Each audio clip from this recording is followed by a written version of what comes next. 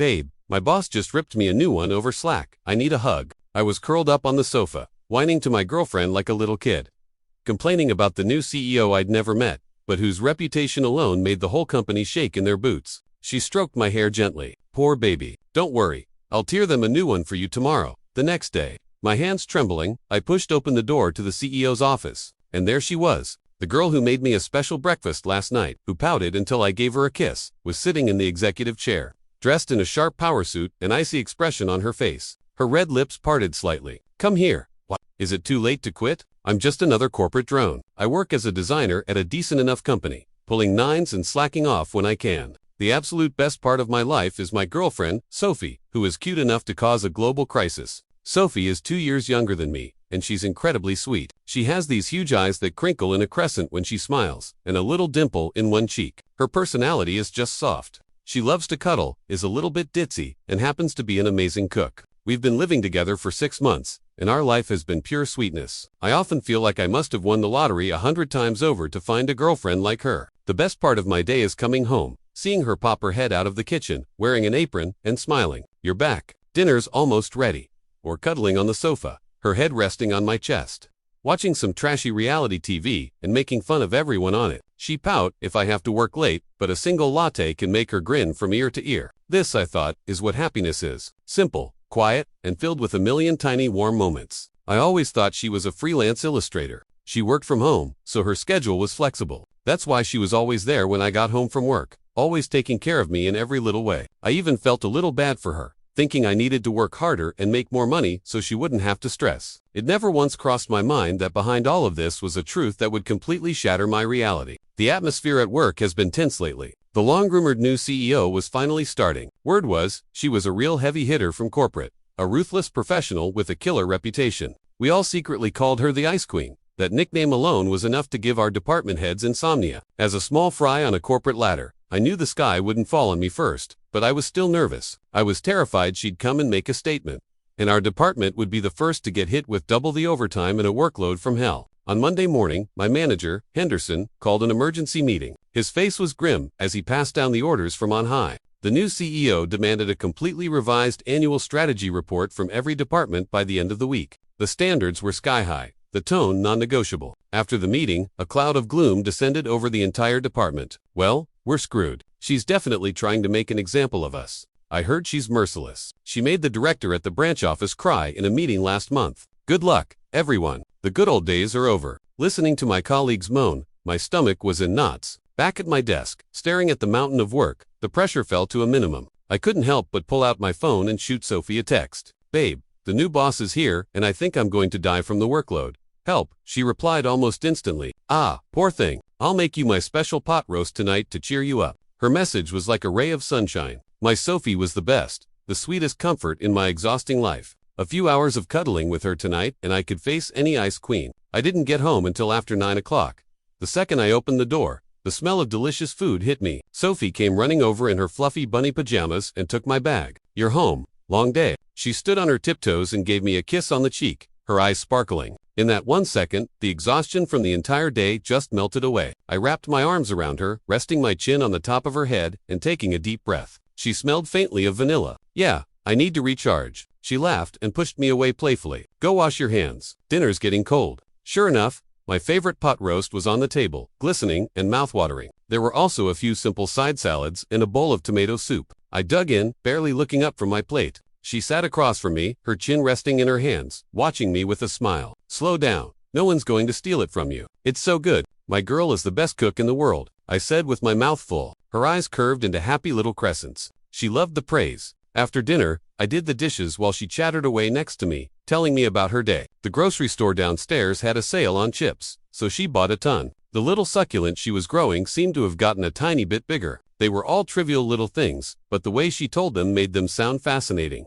After cleaning up, we curled up on the sofa. I held her and started venting. This new boss hasn't even shown her face yet, and she's already got the whole company in a panic. They say she's super aggressive, and her standards are insane. I think life is about to get a lot harder. She snuggled into my chest, playing with my fingers, and whispered, "Don't be scared. My boyfriend is amazing. He can handle anything, and if she bullies you, I'll go yell at her." She made a tiny, ferocious fist. She didn't look threatening at all. She just looked ridiculously cute. Her antics made me laugh. I leaned down and kissed her forehead. Okay, you'll protect me. The dark cloud of work's stress completely vanished. Having her here was all I needed. The next few days were, as predicted, a complete nightmare. The new CEO hadn't officially summoned us, but her presence was felt everywhere. Reports were revised again and again. Proposals were rejected time after time. Henderson's face grew darker each day, and a low-pressure system settled over the office. Even slacking off for 5 minutes felt like a luxury. My time with Sophie was cut drastically. I came home late several nights to find her already asleep. A warm plate of food was left on the table with a cute post-it note with a little drawing, cheering me on. I'd leave for work in the morning before she was awake, quietly making her breakfast before I left. Even though we saw less of each other, her support was constant. A text here and there. Are you tired? Don't forget to drink water. Or she surprised me by having a coffee delivered to the office, with a note that read, for the most amazing boyfriend in the world. These little surprises always managed to ease my anxiety at just the right moment. On Friday evening, I finally got to leave work on time. When I walked in the door, I found Sophie staring into her closet. Several outfits were laid out on the bed, all of them looking very formal. What's up? Going somewhere? I asked. She jumped, startled. She turned around, a strange look on her face. Oh no, not at all. She quickly walked over and pushed me out of the bedroom. Go take a shower. You smell like the office. It was a little weird, but I didn't think much of it. When I came out of the shower, she had put all the clothes away and was back in her usual comfy sweats. My girl is soft, sweet again. We ordered takeout and watched a movie. She seemed a little distracted though. Her phone screen lit up several times, and she glanced at it, typing back quick, hurried replies. Everything okay? I asked. Yep, just a difficult client asking about a project. But it's all sorted out now.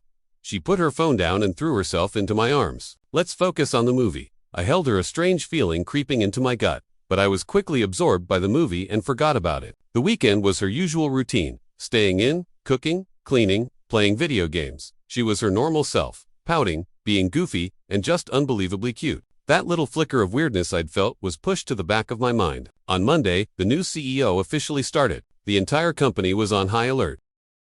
At 10 a.m., the meeting with all the senior and mid-level managers ended. When Henderson came back to our department, his face was white as a sheet. He called us in for a quick huddle. His voice was tense. Ms. Rose is requiring every department head to present a work summary starting this afternoon. He paused, then added that this includes key project leads. The office fell silent. Ms. Rose said she wants to get a deep understanding of the company's business and talent structure. Henderson's eyes scanned over the few of us who are project leads. Leo, you're the lead designer for Project Aurora. 3 o'clock this afternoon. You're coming with me. My brain buzzed. So soon, I was going to have to face the Ice Queen in person, even though I was just there for backup.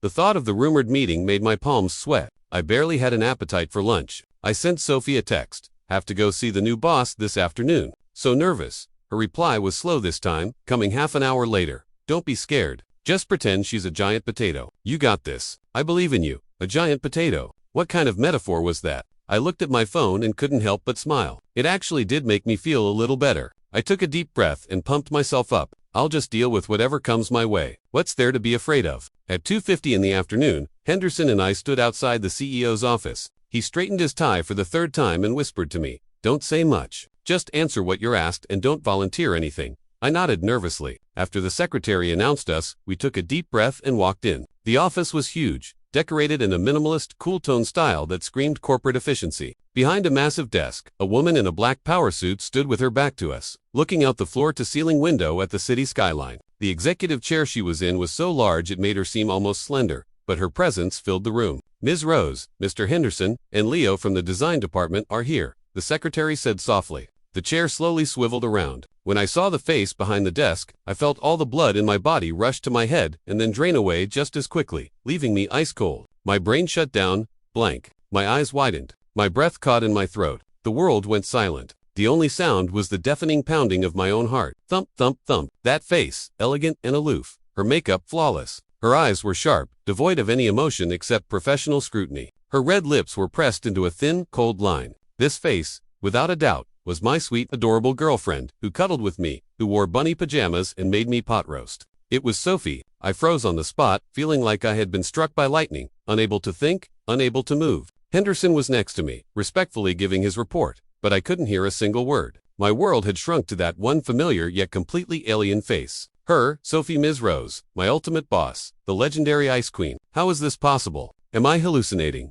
This has to be a dream. Yes, I've been working too hard. I'm seeing things. I reflexively pinched my own thigh. Hard. Ouch. The sharp pain was very real. This was not a dream. This was happening. Leo, a cold voice cut through my haze, devoid of any warmth, a world away from the soft, sweet voice I heard every night. I snapped back to reality and saw both Henderson and Ms. Rose looking at me. Henderson's eyes were pleading, urgent, and Ms. Rose's eyes held nothing but detached impatience. She tapped the polished surface of the desk with her knuckle. Your report. I finally realized Henderson was signaling me to hand over the project report in my hands. My palms were slick with sweat. I moved like a robot, walking forward and placing the file on her desk. My movements were stiff, unnatural. As I got closer, I could smell the faint cold scent of her perfume. It was nothing like the sweet vanilla-scented body wash she used at home. This woman, from head to toe, from her expression to her scent, was terrifyingly unfamiliar. Only her face was the same. She looked down, flipping through the report, the line of her jaw tight. The pressure in the room was suffocating. Henderson held his breath. I stood there, my mind still a chaotic mess, unable to function. A million questions exploded in my head. Why? Why did she lie to me? She's my boss. Why did she pretend to be unemployed? Did she laugh to herself every time I complained about work, about my boss? Were all those comforting words, all that encouragement, just an act? A wave of humiliation and anger, the feeling of being deceived and made a fool of, began to bubble up, washing away the initial shock. She must have felt me staring because she glanced up at me. Her gaze was cold and sharp with a hint of a warning. I instinctively looked away, my heart clenching even tighter. What the hell is going on? This is the final version you came up with after 5 revisions. She finally spoke. Her voice was flat, betraying no emotion, but it carried an undeniable weight. Beads of sweat instantly formed on Henderson's forehead. Why? Yes, Ms. Rose. We took all the previous feedback into full consideration. Feedback, she cut him off, tossing the report back onto the desk with a soft but startling thud. It looks to me like you have no idea what a user pain point even is. She leaned forward slightly, her eyes sweeping over both of us. The UI is superficial. The UX logic is a complete mess, and the data supporting it is laughably thin. Is this the standard of the design department's core project? She spoke slowly, but every word hit like a shard of ice. Mr. Henderson, if this is the best your team can deliver, I think you need to reevaluate their positions. Henderson's face turned pale. He started apologizing profusely. I'm so sorry, Ms. Rose. We'll take it back and rework it immediately. I promise. I promise, next time. There is no next time, she said coldly. I want to see a new, truly acceptable proposal by 10 a.m. tomorrow. Otherwise, the entire project team is replaced. Henderson's words died in his throat. His lips trembled, but he didn't dare say another word. I stood there listening to her ruthlessly tear apart the project I had poured my heart and soul into. Those cold words coming from her expressionless face felt exceptionally harsh. I suddenly remembered last week, I had excitedly explained my initial concept to her. She had been curled up in my arms, her big eyes wide with admiration, and said, "Wow, that's amazing. It sounds brilliant." And now I looked at the woman in front of me who was dismissing my work as worthless. A sense of absurdity and intense humiliation washed over me. I felt like a complete and utter fool. "You can go," she said to Henderson.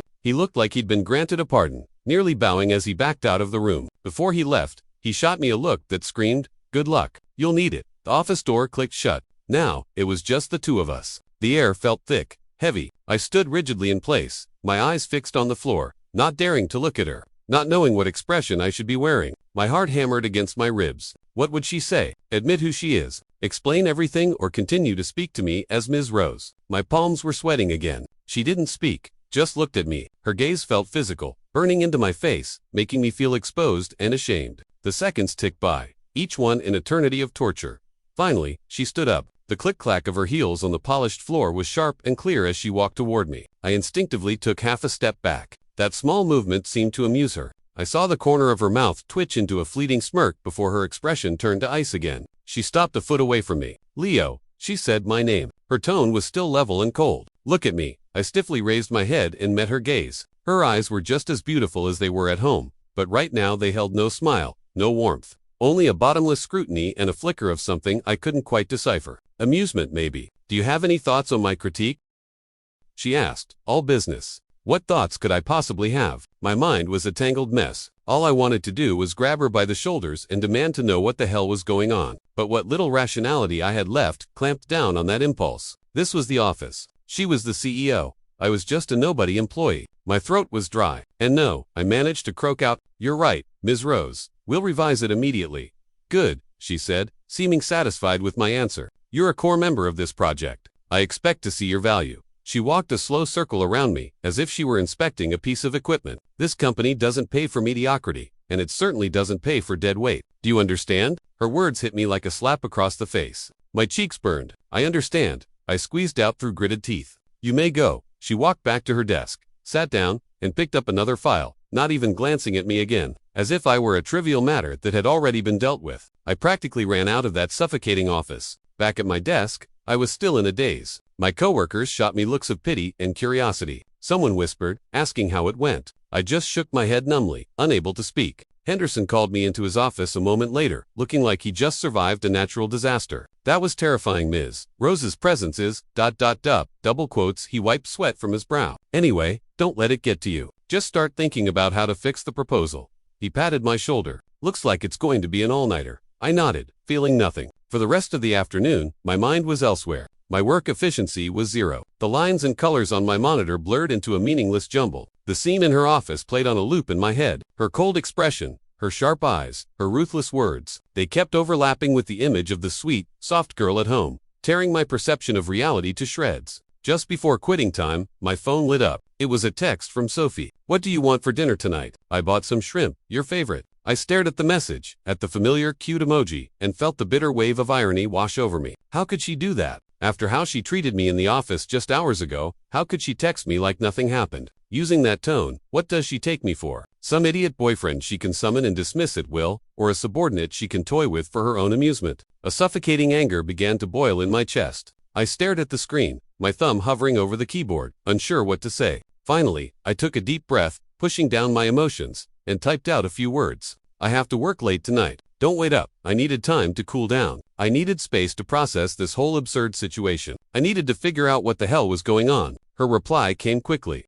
Overtime again. You poor thing. Hugging face. I'll save the shrimp for you for tomorrow then. Don't stay up too late, and don't forget to think of me. Face-blowing kiss. I looked at the lines of concerned, cutesy text. If I hadn't just experienced what I had, I would never have believed they were from the same person. Just how many faces did she have? That night, I really did pull an all-nighter. Partly because of the pressure to deliver a new proposal, and partly because I honestly had no idea how to face her. I needed to clear my head. The office was brightly lit. Henderson and a few others from the project team were also there, a grim mood hanging over us. I forced myself to focus, to dive into my work, but her face kept popping into my mind. The cold one, the soft one, alternating, taunting me. Every time I felt like I was making progress, the confusion and absurdity would derail my thoughts. She sent a few more texts during the night. Baby, still busy. Ordered you some late-night food. Make sure you eat. Look, the cat misses you. The picture was of her holding our ragdoll cat, making a goofy face at the camera. In the background was our familiar, warm, and cozy living room. It was a stark contrast to the cold, oppressive office I was in.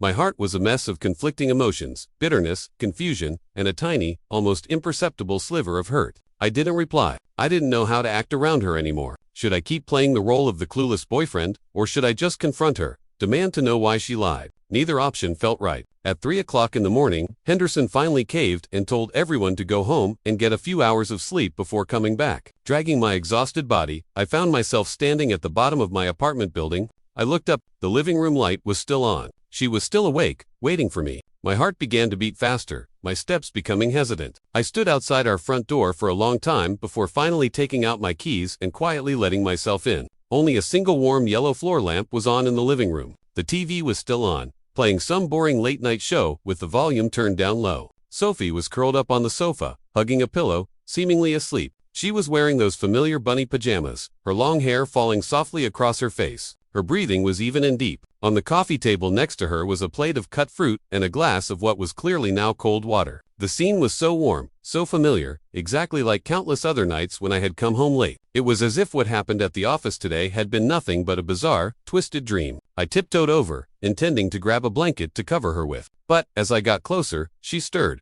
blinking her eyes open sleepily. When she saw me, she rubbed her eyes and a soft, drowsy smile spread across her face. "You're home," she mumbled, her voice thick with sleep. She instinctively held out her arms for a hug. "What took you so long? I missed you." Everything was so natural, as if nothing had happened. My body went rigid. I just looked at her, unable to move, unable to lean down and hug her like I always did. The contrast between her cold, scrutinizing glare from the office and her sleepy, pouting face now was too jarring. My silence and strange behavior must have tipped her off. She lowered her arms and sat up a little straighter, studying my face with concern. "What's wrong? Are you exhausted, or did your boss yell at you?" Her voice was filled with genuine care and sympathy. If I hadn't seen it with my own eyes, heard it with my own ears, I would never have believed it. She was a hell of an actress. A cold sneer formed in my mind, and a hot flash of anger shot through me. I almost blurted it out. "The one who yelled at me was you." But I bit my tongue and swallowed the words. If I blew up now, what then? A huge fight, tear everything apart. I wasn't ready for that. I still didn't know what to do. "Yeah, I'm tired," I finally said, avoiding her eyes. My voice faltered. The proposal wasn't good enough. I got chewed out. I watched her closely, looking for a reaction. A flicker of something unease crossed her face. It was gone in an instant, but I saw it. She immediately replaced it with a look of pure sympathy and stood up to take my arm. "Don't feel too bad. It's just work. These things happen." She pulled me down to sit on the sofa and started rubbing my shoulders. "That boss sounds awful. Why do they have to be so mean? We just take our time and do it right." Her fingers were gentle, her voice soft, but I couldn't relax. I just felt tense and uncomfortable. Every word of comfort now sounded like mockery. "Yeah," I mumbled, closing my eyes so she couldn't see the emotion in them. "Are you hungry? I can heat up some milk for you or make you some ramen," she asked softly. "No, I'm not hungry." I shook my head. "It's late. You should go to bed." I needed to be alone. She paused, looking a little disappointed, but she nodded. "Okay, well, you should get some rest soon, too. Don't work yourself too hard." She stood up and started walking toward the bedroom, looking back every few steps. At the doorway, she stopped, turned around, and said quietly, "Hey, Leo, don't put too much pressure on yourself. No matter what, I'm always here for you." And she went into the bedroom and closed the door. I stared at the closed door, leaned back against the sofa, and let out a long, weary breath. My mind felt like a tangled mess of yarn. That last sentence, she said, was a genuine concern or just another form of manipulation. For the first time, I realized I might not know this woman I'd been sharing a bed with for the last 6 months at all. The next day, I went to the office with dark circles under my eyes. Between the all-nighter and the emotional turmoil, I was a wreck. We had managed to throw together a new proposal, but I had no idea if it was any good. At 10 a.m., Henderson and I were once again standing nervously outside the CEO's office. But today, instead of just being nervous, I felt a complex mix of emotions and a deep sense of resistance. I had to mentally prepare myself just to face her again. The secretary waved us in. As we entered, she was sitting behind that enormous desk just like yesterday. Today, she was wearing a dark blue suit with simple pearl earrings, making her look even more severe and professional. She glanced up at us, her eyes pausing on my face for a fraction of a second. Completely unreadable, as if I were just any other employee who hadn't gotten enough sleep. "The proposal," she said. Her voice clipped. Henderson quickly handed her the tablet with the new designs. She looked down, her fingers occasionally swiping across the screen. The office was so quiet I could hear the faint tap of her finger on the glass and the frantic thumping of my own heart. After a few minutes, she put the tablet down. Slightly better than yesterday's pile of garbage. Her evaluation was as blunt as ever. But at least it wasn't an outright rejection. "The color palette is passable, but the user flow is still as clumsy as something from a decade ago." She pointed out several specific issues, each one sharp, precise, and impossible to argue with. I had to admit, putting my personal feelings aside, her professional skills and vision were terrifyingly good. "Refine it in this direction. I want to see the revised version before the end of the day." She handed the tablet back. Henderson took it, promising they would get it done. "You stay," she said suddenly, pointing at me. Henderson froze, shot me a pitying look, and quickly scurried out of the room. And then there were two. My heart leaped into my throat. Why was she keeping me here? What did she want? Was this it? The moment of truth. She didn't speak right away. Instead, she stood up, walked calmly over to the coffee machine, and poured 2 cups. She brought them over, placing one on the coffee table in front of me. "Sit," she said, gesturing to the sofa. I sat down stiffly, my heart pounding, completely unable to guess her next move. She sat in the armchair opposite me, elegantly crossing her legs, and took a sip of her coffee. Her movements were calm and unhurried, radiating a sense of complete control that was utterly unnerving. "Didn't sleep well last night?" she asked. Her tone was neutral, making it impossible to tell if it was concern or a reprimand. I clenched my fists, revising the proposal. "It got late. I see." She put down her coffee cup, her eyes on my face. "Work is work. You need to be efficient, but you also need to take care of yourself." It sounded like a generic scripted line from a superior, but coming from her in this situation, it felt surreal. "Thank you for your concern, Miss Rose," I said, keeping my head down, my voice formal. She let out a soft laugh. It was quiet, but it sent a chill down my spine. "At home, you don't call me that." My head snapped up. I stared at her, stunned. She was admitting it just like that, so directly. Without any warning, she was tearing down the wall between us. She watched my shocked expression, a faint, knowing smirk playing on her lips, as if she found my reaction amusing. It wasn't the bright, innocent smile she had at home. This one was condescending, almost playful, in a cruel way. "Are you surprised?" She raised an eyebrow. My brain stalled again. I opened my mouth, but no sound came out. "Surprised?" This was a tidal wave. "You knew all along." I finally found my voice. It was raw and hoarse. "Knew what?" she asked, feigning innocence before her expression shifted. "Oh, you mean that you were one of my employees?" Her smile deepened. Of course, those two words hit me like a sledgehammer. She knew from the very beginning. So, for the past 6 months, all my complaints about work, all my rants about my horrible new boss, all of it. In her eyes, it must have been like watching a comedy show. My face burned with a new intense wave of shame and humiliation.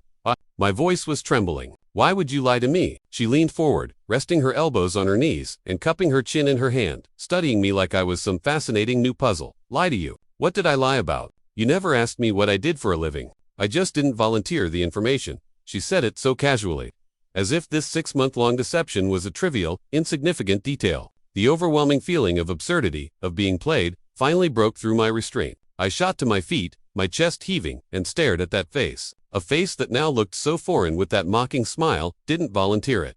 My voice shook with suppressed rage. "Sophie, no, Miss Rose, was it fun these past 6 months watching me act like an idiot, complaining about my boss to my boss? Was it fun sitting up on your throne, judging me, deciding the fate of my project? Did it give you a thrill watching me get so happy over one of your fake words of comfort? Did you feel powerful watching me work my ass off because you pretended to feel sorry for me? Was it the best game ever? Keeping me in the dark, playing with me like a puppet, switching between your two little roles. I was using every ounce of my willpower not to scream, but the dam of my repressed anger and disappointment had burst. The air in the office crackled with tension. The smirk on her face slowly faded. She just watched me, her expression unreadable, her beautiful eyes filled with a complex mix of emotions. It seemed she hadn't expected such a strong reaction from me. My accusations hung in the silent office before fading away, leaving only the sound of my own ragged breathing. I glared at her, waiting for her answer, waiting for a judgment. After a few seconds of suffocating silence, she stood up, just when I thought she was going to hit me with another cold corporate response.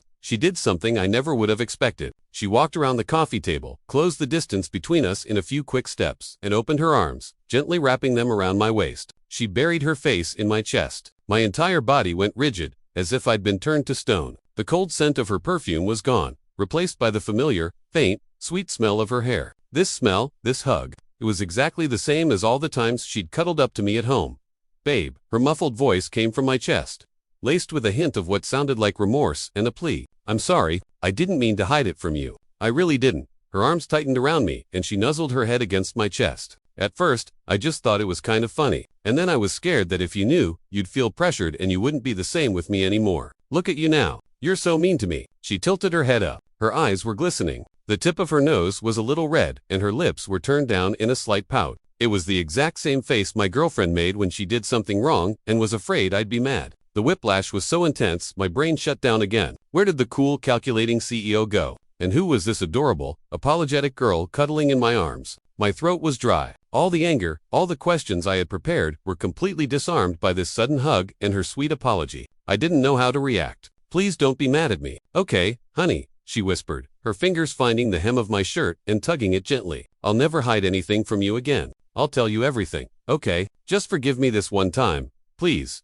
She blinked her big eyes at me, full of sincere apology and a sliver of hopeful expectation. My heart, which had been a tight knot of anger, felt like it was being squeezed by a warm hand, then gently released. All my rage, my hurt, my pride, it all felt so powerless, so fragile in the face of her full force, unapologetic charm. What could I do? Looking at this face that I loved so much, at this person I was so used to protecting and spoiling. Even after she had just pulled the rug out from under my entire world, I realized the truest voice in my head was one of helpless surrender. I don't think I'm capable of actually staying mad at her, especially not when she was like this, so soft and pleading. I took a deep breath and let it out in a long, slow sigh. The tension finally started to drain from my body. Sensing my resolve weakening, her eyes lit up. She pressed her advantage, hugging me tighter, her voice becoming even sweeter. "You're not saying anything, so I'm going to take that as a yes. You forgive me, right?" I looked down at the woman in my arms, who had just transformed in an instant and was now smiling like a cat that got the cream. I felt a mix of frustration, amusement,